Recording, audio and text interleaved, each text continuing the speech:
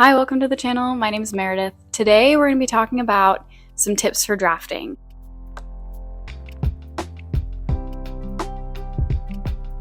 So in the past month of August, I drafted 70,000 words in 1 month. And I wanted to tell you a couple of the tools that I used and the tips that I employed that helped me to actually accomplish 70K. All right, let's get into the drafting tips. Okay, so the first two are things that I did to prepare ahead of time that really helps my drafting to go really fast. And number one is research. So when I got into drafting the very first time a year ago, I hadn't done any research on story structure, on craft, on how to develop a character, any of that stuff. And after I finished that draft, I took 4 months and did really extensive research on all of that. And I think that that's what helped me go so fast, is knowing and being pretty confident that I was doing the right things. And not only was I just feeling good about it, but I could actually see the story really coming together because I had done that research and I knew what made a good story rather than just, well, I've read a good story, so maybe I'll figure it out. No, I knew what made a good story and I knew that I had the bones of that. When you start out, you might not think that there's a lot of head knowledge, like academic knowledge, that actually would be helpful, because everyone always says practice, practice, practice, which is so true. And you learn so much from practicing, but there's also so much you can glean from actually just doing the research. So I would say number one, do your research. Tip number two is outline. And I'm a pantser, I'm a discovery writer, and outlining has been a game changer for me. But the fun part is that I'm still discovery writing as I'm drafting, even though I have an outline, and it's detailed too, but I'm changing things. I'm allowing it to be flexible. So know that outlining is not the end of spontaneity. It does not kill the writing process, depending on how you do it. Mine was pretty detailed, and I've still had so much fun pantsing stuff in because you have the freedom, it's your story. But outlining and knowing where you're going and having the confidence that what comes next is good is such a game changer. It makes the process fly. And I say that as someone who is used to discovery writing, and my nature is to discover. But I did some of the discovering in the outlining phase, and it really helped. And so if you're really struggling, I would suggest just try writing out some plots and see how it goes. The other thing an outline helps with is getting bored. So when I was writing without an outline, I would get bored all the time because I was like, oh, I feel like I have to slog through this boring scene because I have to say it before I can figure out what comes next. And when you outline, you don't need to track through all the boring stuff in order to get to the really exciting stuff. It keeps your excitement high because you know there's something really exciting around every corner. And knowing that you're writing a better story that has more momentum is also confidence inducing. Okay, those two are honestly, everyone's going to give you that advice. So I just thought I would say that because it's really true. You should do those two things, research and outline. Number three is reverse outline.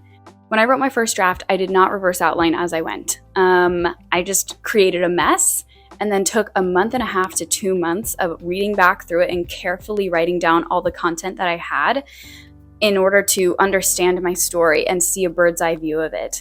And that was really slow going. It made me lose so much interest in it.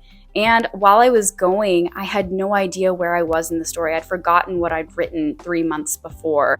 So this time around, I have decided to keep a super updated outline. And every time I finish a chapter, I go back and I make sure that I alter the outline that I had in mind to create a running reverse outline as I write, so that I keep track of all of the moments that I pants in, that I didn't know I was going to say, scenes that I changed, things that as I was going into it, I was like, ooh, actually that doesn't work. I thought it would work, but it doesn't. So I'm changing it on the fly. Any new information, any new setting ideas that I have while I'm sitting there typing. And so having this reverse outline means that when I get stuck and I am wondering if I already said this, is this a good way to take this character? What have I already done before? Then I just look back through the reverse outline and I don't have to reread any of the stuff that I've written. I don't have to go through thousands of words to figure out if this is a better direction to take something new. So creating a reverse outline is basically just really good note-taking, and it doesn't have to be super detailed or crazy. Mine's not. Mine's really short. It's helping me write a lot faster. A reverse outline is also really going to help in the revision process because, like I said, I took a month and a half to 2 months to just create a reverse outline. It's taking me no time at all to, after each chapter, update it. it's going to cut out so much time on the revision end, knowing what I already have as an overview, and I don't have to reread my entire manuscript and take notes on everything I've written and all the information I've put in there.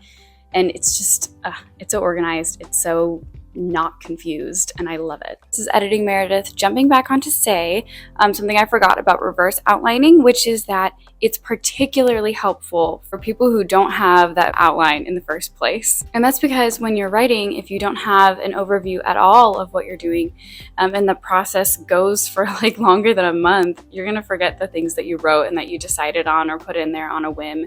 And so for people who don't have that overview at all, reverse outlining is so helpful while you're writing, to keep you on track or to help you make decisions about where the story should go from here, or how to keep the beginning and the end somewhat the same story. When I was writing, the beginning and the end of my story were like two completely different books, because I had changed so much as a writer from the beginning to the end, and I didn't have a roadmap of how to get from the beginning to the end. And so reverse outlining would have helped me so much while I was writing it. And so I am making sure to do that on the second draft, even though I have an outline. And so it's really great to do even if you have an outline, but especially if you don't. It's not going to constrain you. It's just putting down what you've already done. And then of course, in the revisions, if you don't have an outline to go on at all, and then all you're left with is this draft, which you just have to comb through for the information that you put in there because you don't remember it, and you need to create an overview look of your structure. If you already have that reverse outline, you're going to save yourself so much time and so many headaches. So just try it if that sounds helpful, because oh my gosh, it's really a lifesaver. Number 4 is something I like to call information control. And this is another kind of outline, but it's a little different. And so what information control is a list of when people find out information. Kind of the bones of a story feels like a well-timed burst of information along a timeline. And there are lots of different kinds of information. For me, I have a mystery plot, so the mystery is one kind of information that they need to get at certain times. And then there's also backstory. When does character A learn character B's backstory, or what part of the backstory do they learn at that time? And if you keep track of each information beat for all of your characters, or if there's like a twist that's happening, or if someone betrays so-and-so but you want to give hints, any type of foreshadowing you want to have. There's so much information even in a book that doesn't have any kind of mystery plot. You kind of need to keep an eye on when all of the information is being given, and it helps you to see, if you have it just in a list of just information, when is the most effective time emotionally to release that information, right? So you might be needing to give information about someone's backstory, but you might be doing it at the wrong time, when it could be more emotionally effective at a different scene. And if you have information control and you keep updating it with all the new information that you think of or that you pants in there, it's really easy to see when is the perfect time for what information, and what information you've already given and what you don't need to say again because you've already hashed out. So it helps you build your information arc of your story, no matter what type of story you're writing. Number 5 is a writing routine. You might have seen in my Murakami video that I did where I tried a really early morning routine, and I stuck with a modified version of that. And so I am waking up at 5:30 every morning on weekdays, and sometimes on weekends, depends on what's going on the weekend. What I was able to do is have a morning that was thoughtful and quiet, and get a primer in there. And so I'd start writing, and I would at least have a little momentum in my day, so that when I get home from work and I'm tired and I think, oh my gosh, I have to write 1,000 or 2,000 or 3,000 words to reach my goal today, I think, well, I've already written 500 words, and that's a lot closer to my goal than I was. And I've been thinking about my story all day because I decided to get into it in the morning.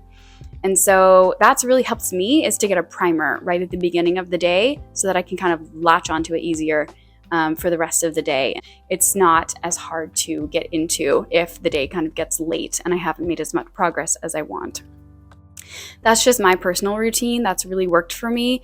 But I would suggest just try to find something that works for you, that you can be consistent. And what always helps me, even when I was drafting before, was to think, it's not, am I going to draft today? It's, when am I going to draft today? So there's not an option in my mind. It's, this is happening today, whether or not I like it. And I just have to find the time. I just have to decide when. And knowing when is kind of a good way to trick your brain into a routine. And I know that some people don't like to write every single day, but for me it really, really helps because it keeps my inspiration really high and I love the story. And when I kind of forget about it, and I take some time off, or I take a day or two here or there, sometimes you have to, but if I kind of let that keep going, I just lose all motivation, and it's harder to get back in and it's not as fun. So if I write every day, my motivation is just sky high. And so that's, obviously this video is about how to help you draft. So that's my tip for helping you draft, is to write every single day and to really have that strong routine that kind of tricks your brain into wanting to do it. So don't let it become a burden. Let it be the best thing that you look forward to every day. And the last tip is accountability. There's a lot of ways that you can be accountable. You can be accountable to someone in your life. I tell my husband all my updates. He suffers through me telling him the word counts that I've done each day, and we have a game where he will guess what word count that I have accomplished yet that day, and I try to make it so that my word count is always above whatever he'll guess. I want to be able to surprise him with a higher word count than he's expecting, and so that's just like a fun thing between me and him. And then another type of accountability is to YouTube. And so I've put these videos online saying I'm going to get this many words by this amount of time, and I'm going to show you when I have this word count. And so it's harder to kind of say something publicly and then not do it. And obviously people do that all the time, but I think it's just a really good external motivating force of, I have to do this because I said that I would to a lot of people. So there's that external motivation. And then there's internal. You make promises to yourself and you set deadlines and you decide that you're not going to let yourself down, because if you allow yourself to do that, you're never really going to get anything done and you're not going to achieve the things that you want to. I mean, it's hard when these goals are so far off and they seem kind of impossible, but you have to just decide to keep your promises to yourself. And especially if it's something you love, it's not hard to do. It's just showing up every single day and making sure that you say, this means more to me than laziness or than just having an attitude problem.